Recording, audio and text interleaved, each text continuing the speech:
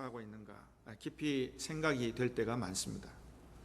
아마 여러분들께서도 얼마나 하나님의 기쁨이 되도록, 이웃의 기쁨이 되도록 믿음 생활하고 계시는가 진지하게 회고해야 할 필요가 있다고 생각을 합니다.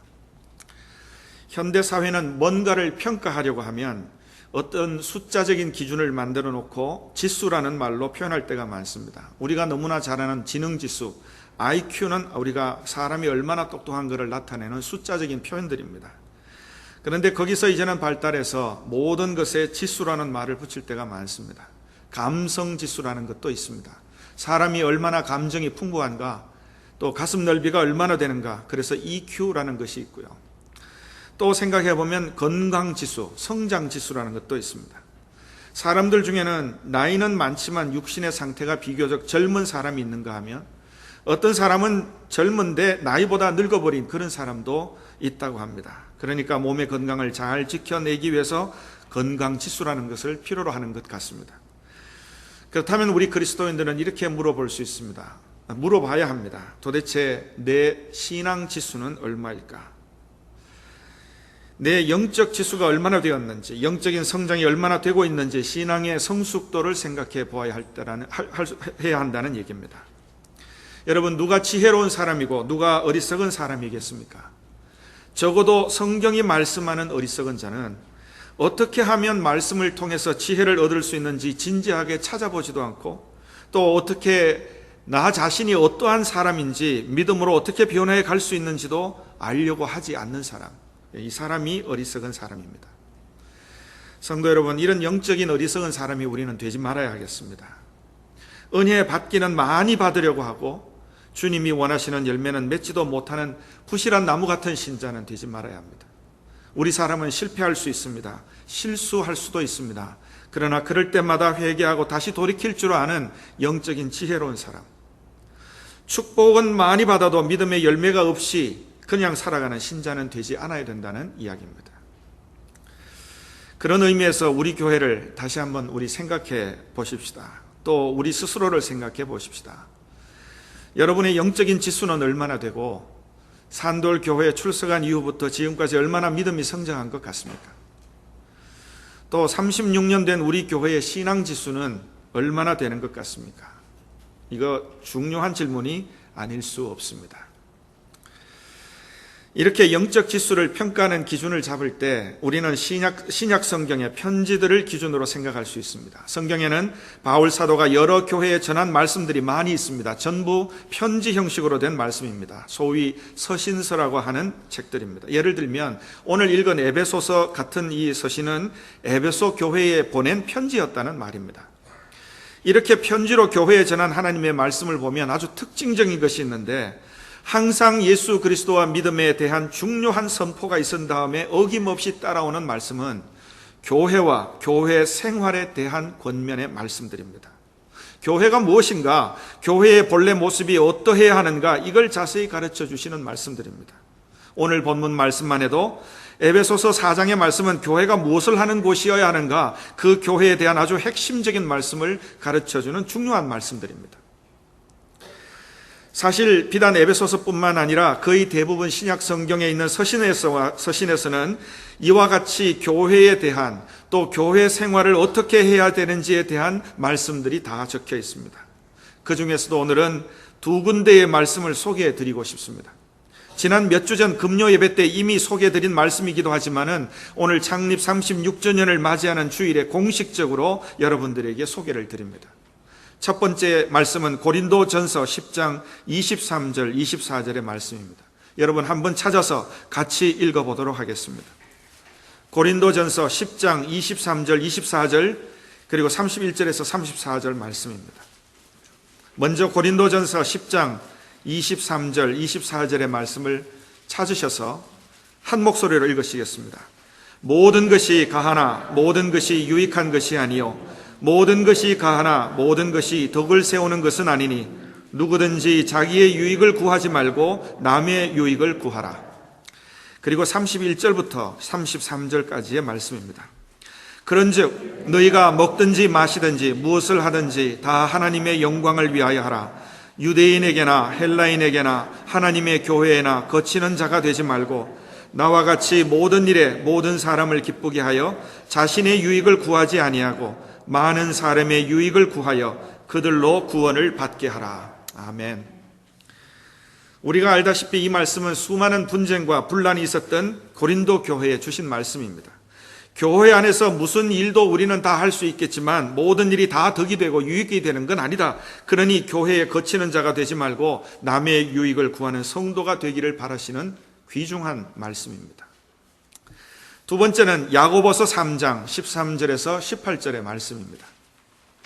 이 말씀도 찾아서 같이 읽어보시겠습니다. 야고보서 3장 13절에서 18절의 말씀입니다. 너희 중에 지혜와 총명이 있는 자가 누구냐? 그는 선행으로 말미암아 지혜의 온유함으로 그 행함을 보일지니라.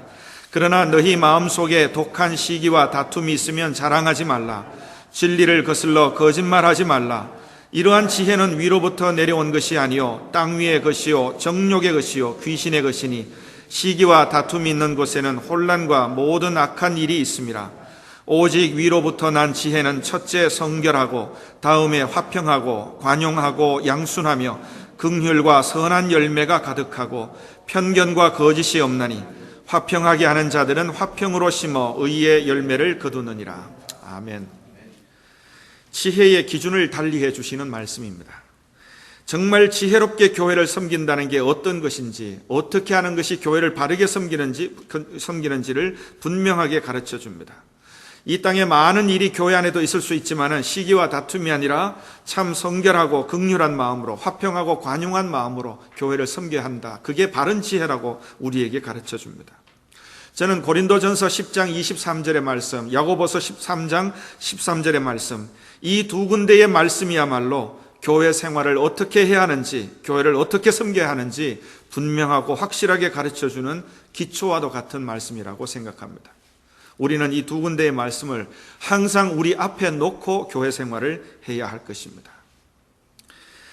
특히 오늘 읽은 에베소서 4장 13절부터의 말씀도 교회가 무엇을 하는 것인지 무엇을 해야 하는지를 분명하게 가르쳐 주시는 말씀입니다. 사실 에베소서 4장 전체가 다 그런 말씀입니다. 이 4장은 1절부터 다 읽지는 않았습니다만은 교회론의 핵심적인 말씀들이 이 4장 한 곳에 다 모여 있다고 해도 과언이 아닐 수 있습니다. 한번 저를 따라서 살펴봐 주시기를 바랍니다. 우선 4장 1절부터 3절까지의 말씀입니다. 그러므로 주 안에서 갇힌 내가 너희를 권하노니 너희가 부르심을 받은 일에 합당하게 행하여 모든 겸손과 온유로 하고 오래 참음으로 사랑 가운데서 서로 용납하고 평안에 매는 줄로 성령이 하나 되게 하신 것을 힘써 지키라. 너희끼리 서로 하나가 되어봐라, 그런 말씀이 아닙니다. 이미 성령이 하나 되게 해주셨는데 그 하나 된 것을 어떻게 힘써 지킬 수 있느냐? 겸손과 온유와 오래 참음과 용납함으로 힘써 지켜가라는 말씀입니다. 그런가 하면 좀 뒤로 가서 4장 11절 12절의 말씀이 또 그렇습니다. 그가 어떤 사람은 사도로, 어떤 사람은 선지자로, 어떤 사람은 복음 전하는 자로, 어떤 사람은 목사와 교사로 삼으셨으니 이는 성도를 온전하게 하여 봉사 일을 하게 하며 그리스도의 몸을 세우려 하심이라. 이 말씀은 교회의 재직이라면 반드시 명심해야 할 말씀입니다. 왜 교회의 목사, 장로, 권사, 집사로 다 세워주셨느냐? 그것은 성도를 온전하게 하여 봉사 일을 하게 하며 그리스도의 몸을 세우려 하시는 것입니다. 마치 군대에서 건드리면 관등 성명이 나오던 것처럼 교회의 직분자들이면 이런 말씀들은 반드시 기억해야 할 말씀들입니다. 미국 서부의 클레어몬트 신학교에 있는 유명한 하워드 크라인벨이라고 하는 신학자가 교회를 말하면서 교회란 마치 오케스트라와 같다 하는 말을 한 적이 있습니다. 여러분, 오케스트라의 구성을 여러분 아시리라고 생각합니다. 그 속에는 관악기도 있고 현악기도 있고 타악기도 있고 여러 가지 악기가 있습니다. 그리고 저마다 다른 소리를 냅니다. 그러나 한 가지 분명한 것이 있습니다. 다 같이 악보에 충실해야 하고 다 같이 지휘자를 봐야 합니다. 가만히 보면 지휘할 때는 지휘자는 절대 군주와도 같습니다. 거기서 만일 어떤 사람이 나팔을 잘 분다고 혼자 크게 소리를 냈다가는 거기서 추방당할 수 있습니다. 혼자서 잘하는지 모르지만 혼자서 잘하면 독주를 하라는 겁니다. 오케스트라에는 필요가 없습니다. 여러 사람이 여러 소리를 내는 것 같지만 오로지 지휘자를 따라야 됩니다. 그래야 하나의 완성된 좋은 음악이 창조되어지는 겁니다. 교회도 그렇다고 하는 얘기입니다. 개별적으로 본다면 훌륭한 사람들이 있을 수 있습니다. 하지만 중요한 것은 혼자 하는 일은 다 잘하는 사람, 그런 사람보다는 좀 모자라는 것이도 함께 교회를 이루는 사람이 더 필요합니다. 교회는 오케스트라이기 때문입니다. 하나이기 때문입니다.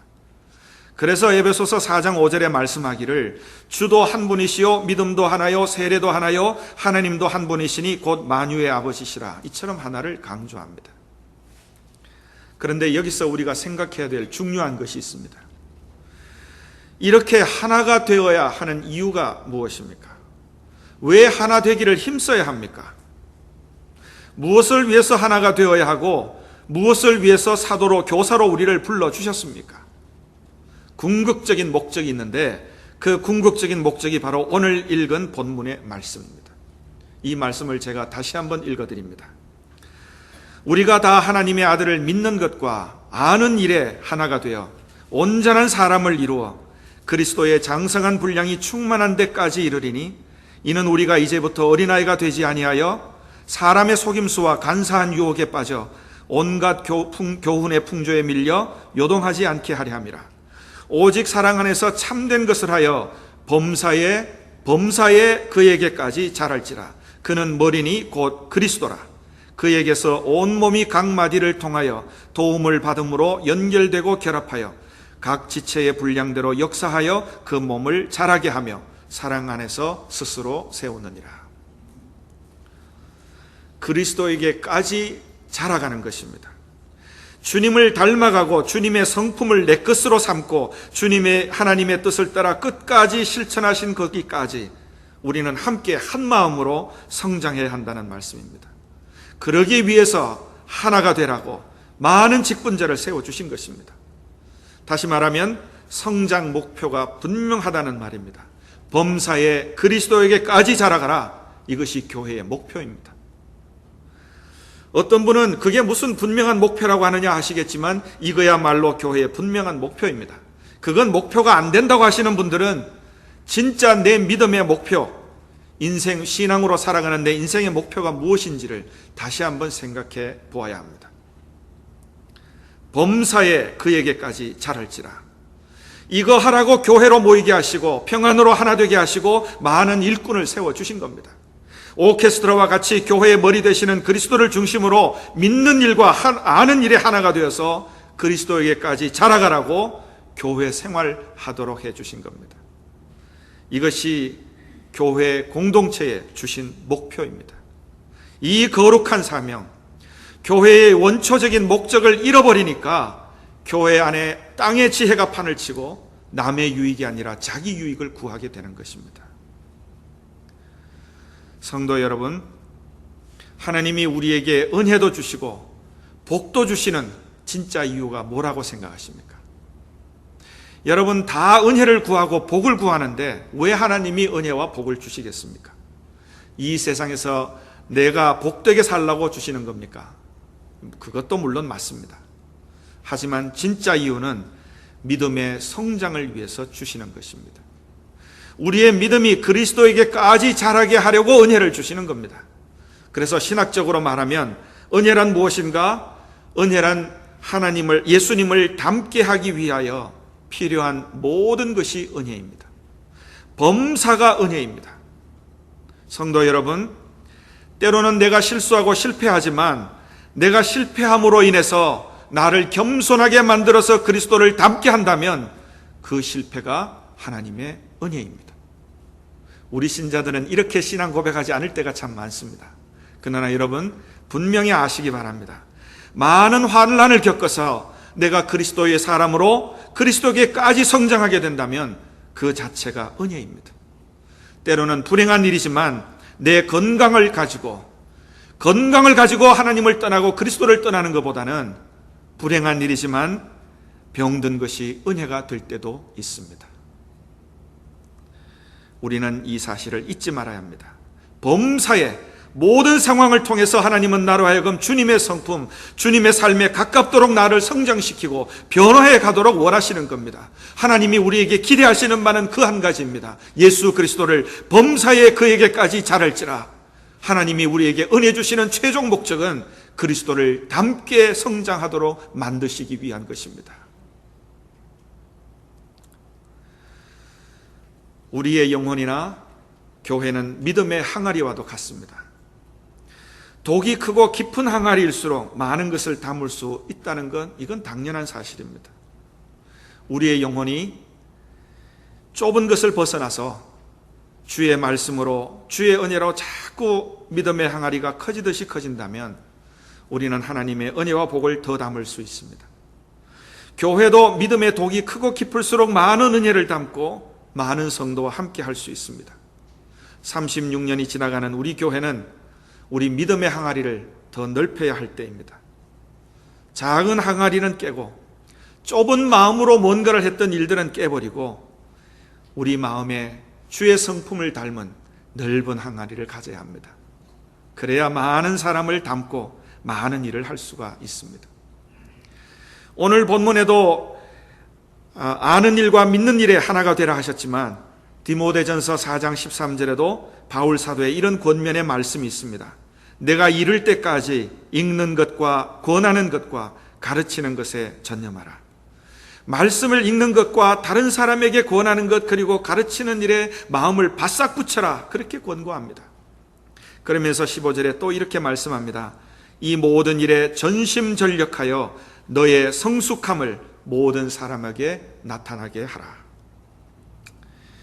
지금까지 신앙생활을 하면서 우리가 무슨 일에 주력했는지를 한번 되돌아볼 수 있기를 바랍니다. 우리 교회의 영적인 삶은 어떠했는지를 짚어볼 수 있기를 바랍니다.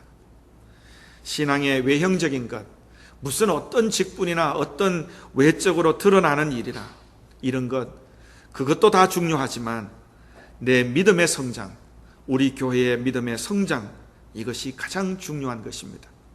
한 사람 한 사람이 그리스도의 성품을 담고 우리 교회가 다 같이 한 마음을 가지고 믿고 말씀을 배우는 일에 같이 하여서 우리 교회의 그리스도의 성품이 충만하다면 이것이야말로 하나님이 기뻐하시고 이웃이 기뻐하는 교회가 된다는 사실입니다. 오늘도 이런 말씀 앞에 우리 자신을 겸손히 드리면서 이 말씀을 내게 주시는 말씀으로 받고 우리 교회 주시는 말씀으로 받아서 나도 기쁨을 얻고 이웃에게도 기쁨을 전하는 그런 교회와 성도 되시기를 진심으로 기원합니다. 기도하시겠습니다. 이 시간 함께 기도하실 때 오늘 이와 같이 귀중한 말씀을 주셔서 범사의 모든 일 모든 상황에 그리스도에게까지 자라가기를 참 간절히 원하시는 하나님의 뜻을 마음에 담고 그리스도의 성품에 참여하기를 바라는 소중한 믿음의 다짐을 담고 이 시간 하나님께도 기쁨이 되고 이웃에게도 기쁨이 되는 성도와 교회 되기를 간절히 기도하시기를 바랍니다.